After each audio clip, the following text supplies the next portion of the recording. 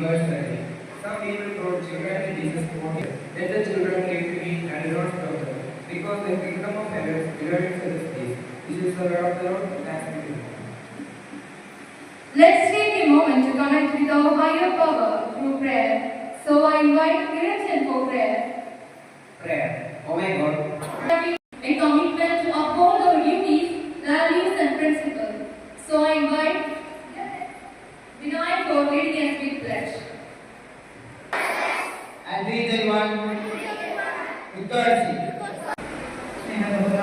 Mother, principal, sisters, teachers, and my dear friends.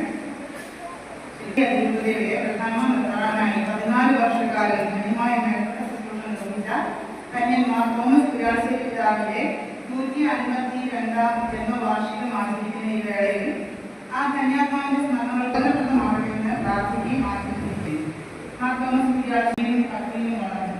ചെറുപ്പം മുതൽ തോമസിന് ലിപികാരണ പ്രസാദങ്ങളോടും പരിശുദ്ധ അമ്മയോടും പ്രത്യേക ഭക്തി ഉണ്ടായിരുന്നു. വൈദികനാകുക എന്നത് തന്റെ ചിരകാല അഭിലാഷമായിരുന്നു. റോമിൽ തന്റെ സെമിനാരി വിദ്യാഭ്യാസം നടത്തുമ്പോൾ പാട്ടപ്പെട്ട പുരാരികളുടെ മുമ്പാകെ തങ്ങളുടെ രാവും പകലും ആരാധനയിൽ ചെലവഴിച്ചിരുന്ന തത്വനാരായണ സഹോദരിമാരുടെ സ്വാധീനത്തിലും പ്രചോദനത്തിലും ലിപികാരനെ കർത്താവിനെ എല്ലാവരും അറിയുകയും സ്നേഹിക്കുകയും ആരാധിക്കുകയും ചെയ്യുന്ന ഒരു ആന്തരിക വിളി അദ്ദേഹത്തിന് ലഭിച്ചു. എപ്പോഴും എല്ലായിടത്തും എല്ലാത്തിനും അദ്ദേഹം മികവ് പുലർത്തി. ഒന്നാമനായി സഹപാഠികളുടെ പ്രിയങ്കരനായ നേതാവും തീഷ്ണതയുള്ള മിഷണറിയുമായിരുന്നു അദ്ദേഹം. 1899 മെയ് 27 കർദിനാൾ പ്രസാന്തയിൽ നിന്ന് സ്ഥാനാരോഹണം ചെയ്തു. അദ്ദേഹം തന്റെ ആദ്യത്തെ വിശുദ്ധ കുർബാന അർപ്പിച്ചത് ഈശോ സഭയുടെ കപ്പേളയിലായിരുന്നു. മടങ്ങിയെത്തിയ അദ്ദേഹം സ്വന്തം നാട്ടിൽ എല്ലാ വിധത്തിലും ലിപികാരനെ പറ്റി കന്യാസ്ത്രീയാകാൻ മേരി ഫ്രാൻസിസ്ക ആയി കണ്ടുമുട്ടി. അവരുടെ സഹകരണത്തോടെ 1908 ഡിസംബർ 8 അദ്ദേഹം ആരാധനാ സഭ സ്ഥാപിച്ചു. 1911 ഫാദർ തോമസ് പുരാശ്ശേരി ചങ്ങനാശ്ശേരി വികാരി അപ്പസ്തോലിക രൂപതകളിൽ സഭയുടെ കൂടുതൽ വളർച്ചയ്ക്കും വ്യാപനത്തിനും കാരണമായി. സമൂഹങ്ങളിൽ പരിവർത്തനം കൊണ്ടുവരുന്നത് ഉത്സാഹപൂർവ്വം ഏർപ്പെടുന്ന പുരാശ്ശേരി വൈദികനായും മെത്രാനായും തന്റെ കീഴിലുള്ള ആടുകളെ പരിപാലിക്കുന്ന നല്ല ഇടയനും സഭയുടെ വിശുദ്ധ പുറത്തിലെ പ്രവർത്തിച്ച അദ്ദേഹം ദളിതരെ കത്തോലിക്ക സമൂഹത്തിന്റെ മുഖ്യധാരയിലേക്ക് കൊണ്ടുവന്നു. ഒരു അധ്യാപകൻ എന്ന നിലയിൽ ഇരുട്ടിൽ സഞ്ചരിക്കുന്നവർക്ക് ഒരു വിളക്കായിരുന്നു അദ്ദേഹം. ചങ്ങനാശ്ശേരി SP കോളേജ് ഉൾപ്പെടെ നിരവധി വിദ്യാഭ്യാസ സ്ഥാപനങ്ങൾ ആരംഭിച്ച അദ്ദേഹം ഒരു ദൈവ മനുഷ്യനായിരുന്നു. ലിപികാരന്റെ കർത്താവിന്റെ തീവ്ര ഭക്തനായിരുന്നു അദ്ദേഹം. എല്ലാ വിശ്വാസികളെയും പരിശുദ്ധ കുർബാനയോടുള്ള ഭക്തി വളർത്തുന്നതിന് മാർ തോമസ് പുരാശ്ശേരി കഠിനമായി പരിശ്രമിച്ചു. റോമിലേക്കുള്ള തന്റെ അന്തിമ സന്ദർശനത്തിൽ തയ്യാറായി ക്ഷണിച്ചു. അത് അദ്ദേഹം ഉടൻ സ്വീകരിച്ചു. ക്ഷീണിതനാണെങ്കിലും കുർബാന അർപ്പിച്ചു. അതിനുശേഷം മയങ്ങിപ്പോയി. അങ്ങനെ അദ്ദേഹം തന്റെ ആദ്യത്തെയും അവസാനത്തെയും കുർബാന ഒരേ അധികാരിയിൽ അർപ്പിച്ചു. 1925 ജൂൺ 2 അദ്ദേഹം കൃത്യമായ പ്രതിഫലത്തിനായി വിളിക്കപ്പെട്ടു. അദ്ദേഹത്തിന്റെ ഭൗതിക അവശിഷ്ടം കൊണ്ടുവന്നു മെട്രോപൊളിറ്റൻ പള്ളിയോട് ചേർന്ന് സംസ്കരിച്ചു. ബിഷപ്പ് ജനത്തിന് നന്മയുമായി 1983 ആ തോമസിനെ അൾത്താരയുടെ ബഹുമതികളിലേക്ക് ഉയർത്താൻ കാരണമായി. 2011 ഏപ്രിൽ 2 അദ്ദേഹത്തെ വണക്കനായി ഉയർത്തി. 2025 കന്യന്മാർ പുരാശ്ശേരി പിതാവിന്റെ 100ാം ചരമവാർഷികം ആചരിക്കുകയാണ്. അതായത് ഈ വർഷം പുരാശ്ശേരി പിതാവിന്റെ 100. നമസ്കാരം. ദൈവത്തിന് മനുഷ്യർക്ക് വേണ്ടി സ്നേഹവും കാരുണ്യവും ജീവിതപ്രദമാക്കിയ മാർ തോമസ് പുരാശ്ശേരിയുടെ 152ാം ജന്മദിന വാർഷികം ആഘോഷിക്കുന്ന വേളയിൽ ചെറു കവിത അവതരിപ്പിച്ചു വരട്ടെ. പ്രണാമം.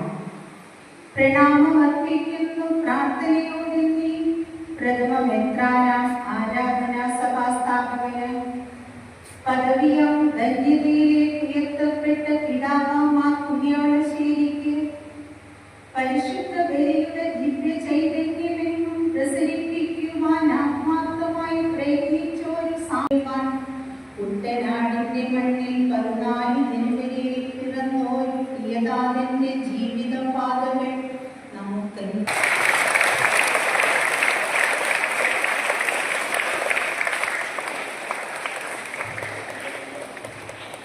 Thank you, teacher. Now our lecturer is here with a beautiful song.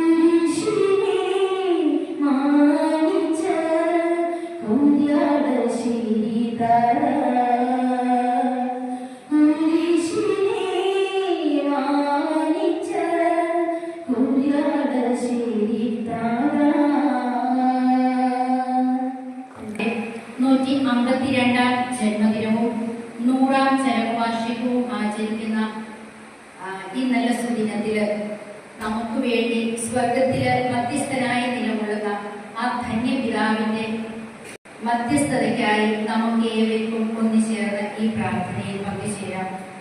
തന്റെ ഏകജാതനെ നൽകുവാൻ തക്ക വിധം ദിവ്യകാരുണ്യത്തിന് എന്നേരവും ആരാധനയും സ്തുതിയും പുകഴ്ചയും ഉണ്ടായിരിക്കട്ടെ. ആമേൻ. എന്ന്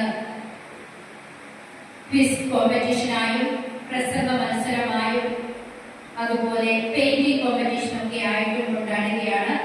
അതിന് താൻ വിഷമിച്ചാലും മറ്റുള്ളവർ വിഷമിക്കരുതെന്ന് കരുതി അങ്ങേയറ്റം സ്നേഹവും കരുണയും മനുഷ്യ മക്കളിലേക്ക് ഒഴുക്കി അതോടൊപ്പമാണ് നാം ഇപ്പോൾ ഇന്ന് സ്മരിക്കുക. ഇങ്ങനെയുള്ള നല്ല മാതൃകകൾ നമ്മുടെ ജീവിതത്തിൽ ഉണ്ടാകുമ്പോൾ നമുക്കും നന്നായി ജീവിക്കാനായിട്ട് പ്രചോദനങ്ങൾ ലഭിക്കുകയാണ്. അതുപോലെ നിങ്ങളും ഈ ദൈവഭവനത്തിന് കഴിയട്ടെ എന്ന് ആശംസിക്കുന്നു. ഓക്കെ, അതോടൊപ്പം നിങ്ങൾ ഒരു കാര്യം കൂടെ അറിയിക്കുന്നു. നാളെ ലോക്കൽ ഹോളിഡേ ആണെന്നറിയാം അല്ലേ? ആണോ? അറിയാമല്ലാത്തവരുണ്ടോ? നാളെ അത് പേരൻസിനെ നിങ്ങളൊന്ന് അറിയിക്കണം. ചിലരെങ്കിലും അത് ശ്രദ്ധിക്കാതെ ബസ്സിനൊക്കെ വേണ്ടി